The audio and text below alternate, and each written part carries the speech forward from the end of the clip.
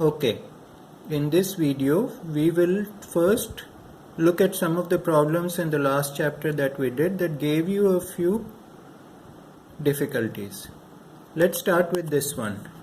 This is the problem where a cyclist goes up a hill and comes down.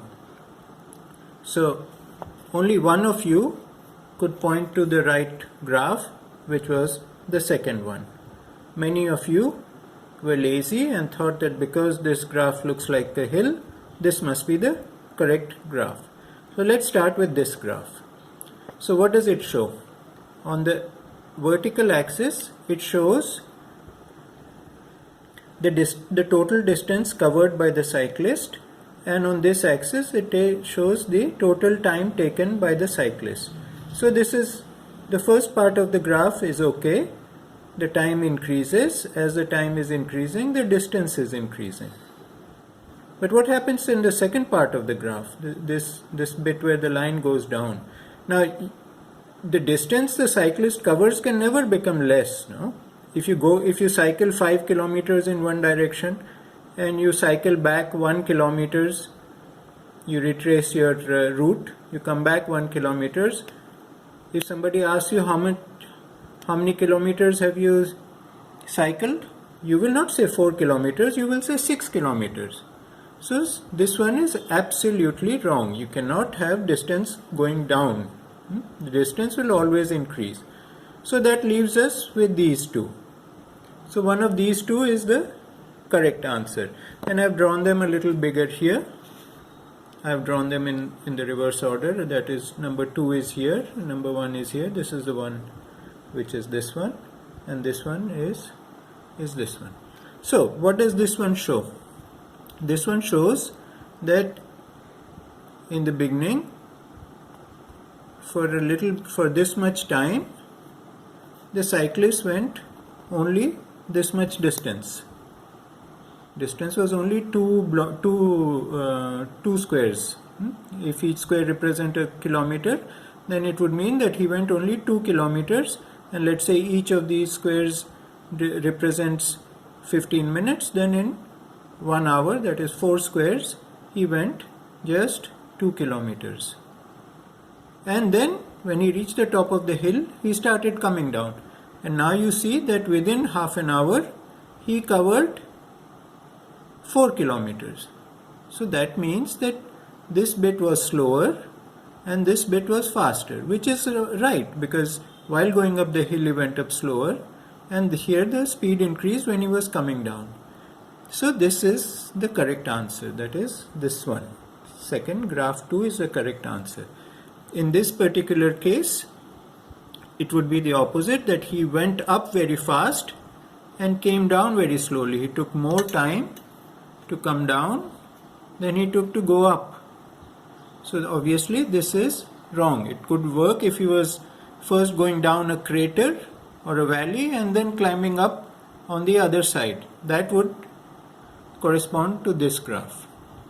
Okay, so this problem, don't get fooled because you saw this in the shape of a hill that this is the correct answer. No, this is a correct answer and only one of you got this correct. Now we come to the racing car problem. Here you had, this was the speed in kilometers per hour and this was the distance of the circuit. Circuit meaning the whole track. So that means you start with L, that's a lancé, the start, and then the racing car goes like that and it comes back to the finish line. So that is 1 lap. So this is the distance of 1 lap. Here you can see it's around 3 kilometers. Okay, so what does this mean? This means that he went at a high speed all throughout except 3 times he slowed down. Because you can see the speed drops from 160 kilometers an hour to 100 kilometers an hour at this point. It drops even further to something like 70 kilometers per hour here, and there too. It's again something like 110 kilometers an hour. So this graph tells us that he slows down in 1 lap, he slows down 3 times. So obviously it is a lap, it is a track which has 3 curves. Now how many curves does this A track have? 1, 2, 3, 4, 5, 6, 7, 8, 9. This track has got 9 curves. So obviously this is not the answer. Similarly with E, how many curves does it have? 1, 2, 3, 4, 5, 6, 7, 8, 9, 10, 11. 11 curves. So obviously this is also not the answer. So we see B, C and D have got 3 curves each, and so it is the correct answer is one of these 3. Now which one of these 3? So you see here the first curve, remember I had mentioned that the sharper the curve, the slower he goes. So you can see from here that after he starts, the second curve is the sharpest, and the first and the third curve are not as sharp. So which one you see? If he starts from here, the first curve is not so sharp, the second curve is sharp, the third curve is again not so sharp. So B is the correct answer. In C, all the curves are similar, so this speed should have been higher there. He should have taken all the curves at the same speed. And in this one, in D, you see the first curve is the sharpest. If this was the track he was racing on, then this point should have been lower and this point should have been higher. Okay, so this means that the answer is B. This is how you have to use a graph to find an answer. Here they showed that a car goes from one point, covers a distance of 200 kilometers in 2.5 hours. You remember this problem? And they ask you, représentez graphiquement la fonction g qui à un instant associe la distance restant à parcourir. So here the x-axis will still show the time, but instead of showing how much distance the car has gone, you have to show how much distance the car still has to go. So when it starts, it has 200 kilometers to go, and when it finishes at 2.5 hours, it has 0 kilometers to go. So the graph will look something like that. It will start maximum and it will come down to minimum. Basically every point you have to subtract from 200. So here it is 50, so here it will be 150. Here it is 175, so here it will be 25, because 25, if you subtract from 200, you get, if you subtract 175 from 200, you get 25. Okay, simple problem. Now we come to this problem, where you were asked very simply which one of these is not a function. And very simply the answer is, what is the answer? The answer is B. Why is the answer B? Because you can see here that for this input you can have 2 outputs, this one or this one. If I draw a line, you will see that the line crosses here and here. This is so for almost all these points between this point and this point. So there are 2 outputs for one input, which is never allowed by a function. So this graph does not represent a function. Whereas here, for any input you take, you have only one output. Here also, if you take any input, you have only one output. So the answer is B. B is the only one that doesn't represent a function. Okay. Now let's come to this one. Here they said, this is the windmill problem, and the final question was, en s'appuyant sur le cas d'un vent de 25 mètres par seconde, expliquez pourquoi ce graphique ne représente pas une fonction.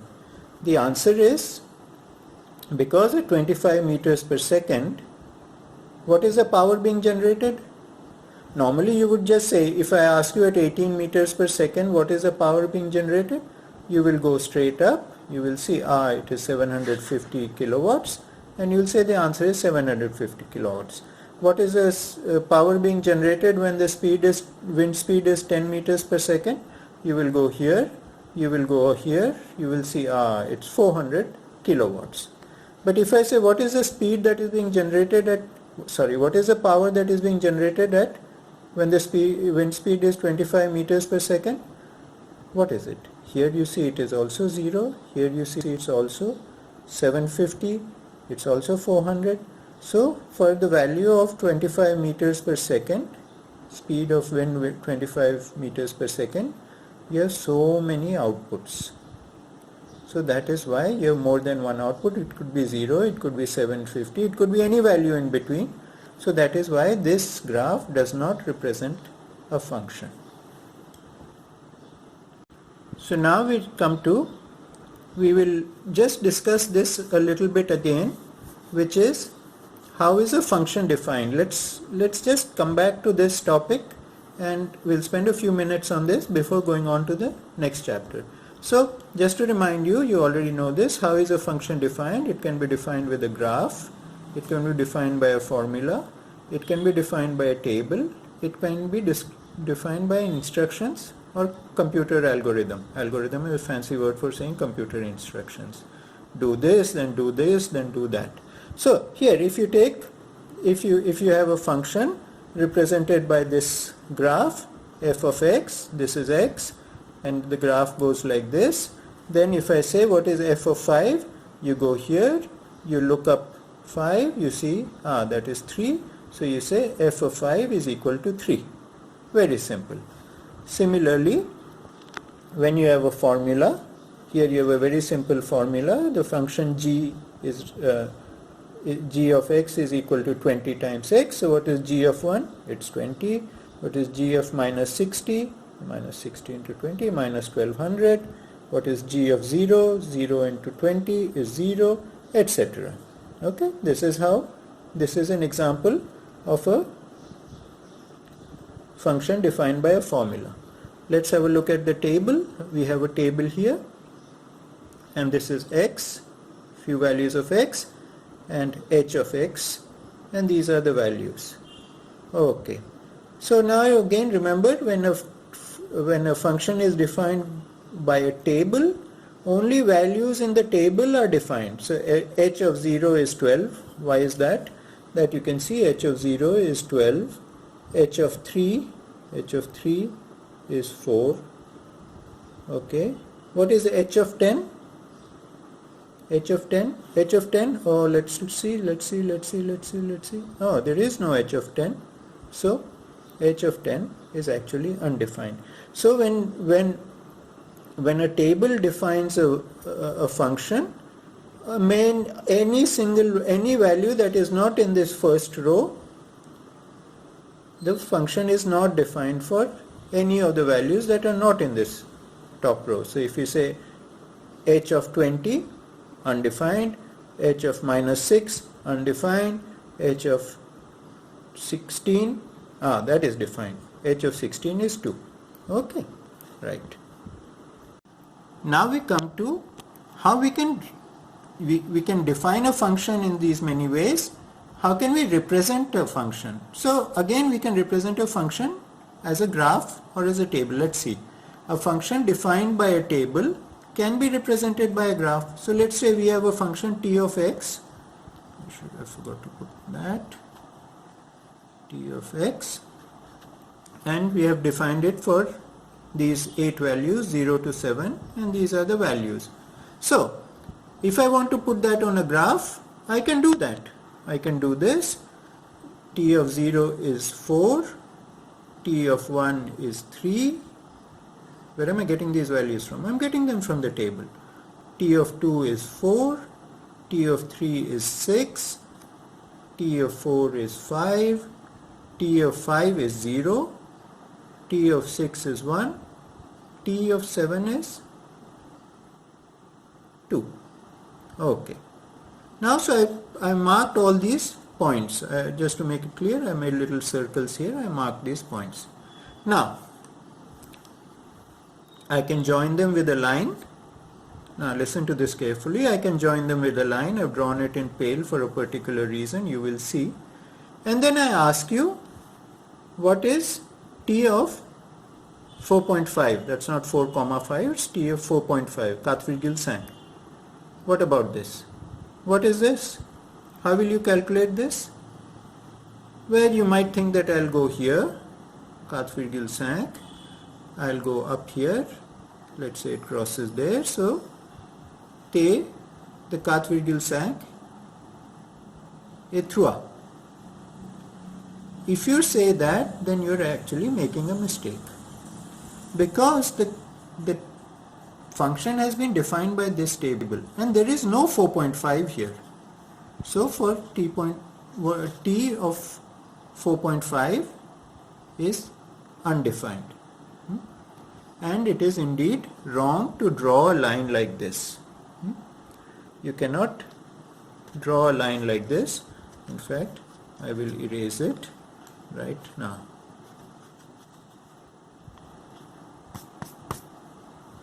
So when you represent a function defined by a table as a graph, you can only draw points. You cannot draw the lines in between.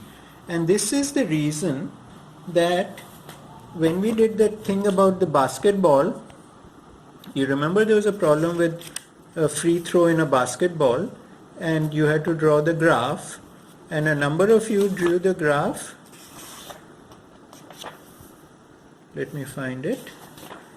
A number of you, I found it here in the Corrige book, a number of you drew the graph and you marked the points and then you drew a line connecting the points. That was actually wrong.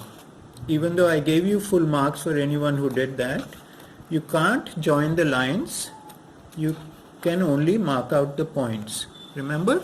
Because this was the problem. Remember, they gave you a temps which you put on the x-axis here, temps, that is the input. I have to get this to focus somehow. There. And this was the uttar. So because this was the table, you can only mark out these points, which is what is done here. You can't actually join them with a line because you really don't know what it is uttar when they say the time is 0.15, between 0.1 and 0.2. So technically, yes, you will know that this is a ball being thrown, so it will be in between those two values, and if you join it by a curve, it will be more or less correct, but that is not the way to do it.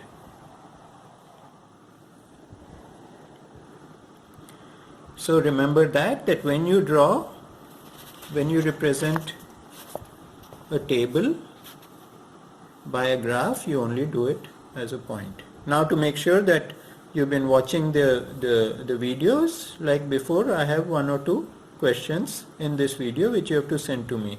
So, in this particular case, what is the width? You send that to me. This is problem A. Now let's come to what happens if we define a function is defined by a graph.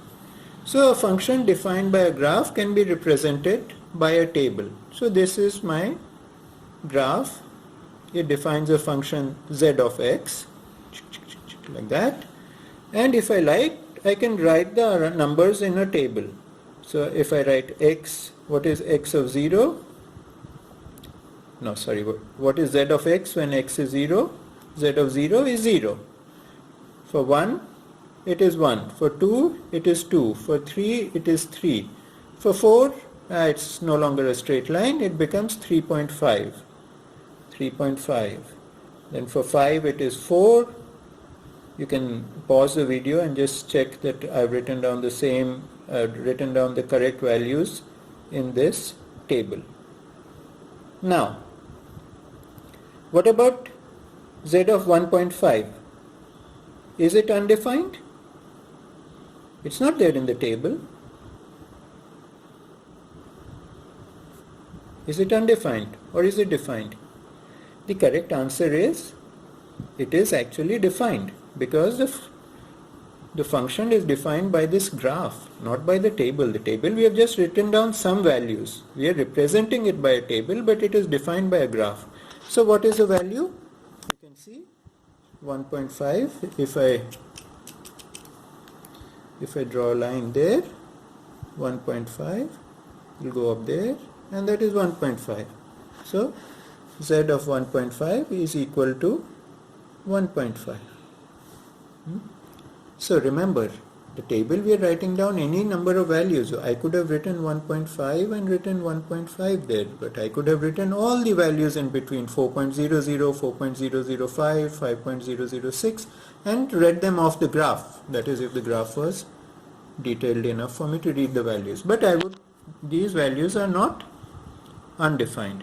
Only the values less than 0 are not defined. The values more than 10 are not defined. But anything in between is defined, because the graph represents the function. The graph defines the function. The table is only used to write some values. Okay, I hope you understand the distinction between this, where the function is defined by a table and we draw it on a graph, and here the function is defined by a graph and we write some of its values in a table. Remember, I am using the word sum of its values. Here the table represents all of the values of the functions. Here it is just some of the values. Okay, now we come to the final part of this video. This is a function defined by a formula, can be represented by both a graph and a table. So let's say we have function k of x is equal to x carré plus 1. So I write down in a table, I can write down some values. 0, if I put 0 there, I'll get 1. If I put 1 there for x, I will get 2. If I put 2 there, 2 carré, c'est 4 plus 1, 5, 3 carré, c'est 9 plus 1, 10, 4 au carré, 16 plus 1, 17. And if I write down some negative numbers also in this table, minus 1, minus 2, minus 3, minus 4, you will get 2, 5, 10, 17. You can check this out. If you take minus 3, moins 3 au carré, c'est 9, plus 1, ça nous donne 10. Oui? So again, the function is defined by the formula. In the table, I am just writing some of the values. Okay? So now if I want to draw it in a graph, I can also draw this formula in a graph. I should have drawn it a little lower because it's going into the table. But again, here it is. If I take 0, value of 0, I get 1. I've divided this into 2, 4, 6, 8, 10 that way because I didn't have much space up there. So, and then you see, for 1 I get 2, for 2 I get 5, for 3 I get 10, for 4 actually I get 17, and this is the graph. So if I ask you, this is question, before I do that, so let's repeat. A function defined by a formula can be represented by both a graph and a table. So here you have the definition of the function through a formula, and here we represent it through a table and a graph. Okay. Now the question, just to make sure that you've been watching this video to the very end, because we are now close to the end, is what is k of minus 16? So I asked you two questions, A and B. Please send them to me. You just need to type them. Don't need to take a photo of a paper. Just, I know you know the answers. I just want to know whether you're watching the videos. One of you wasn't watching the videos and is no longer in the class. Okay, so I've stopped this here, and the next video, which will follow in a day or so, will concern the new chapter. Which chapter is this chapter? Relier proportionnalité et fonction linéaire. So this chapter is also on functions, but a very specific function, which is a fonction linéaire. It is the simplest function that one can think of, or almost one of the simplest functions. I can even tell you what it is. It is f de x est égal à ax.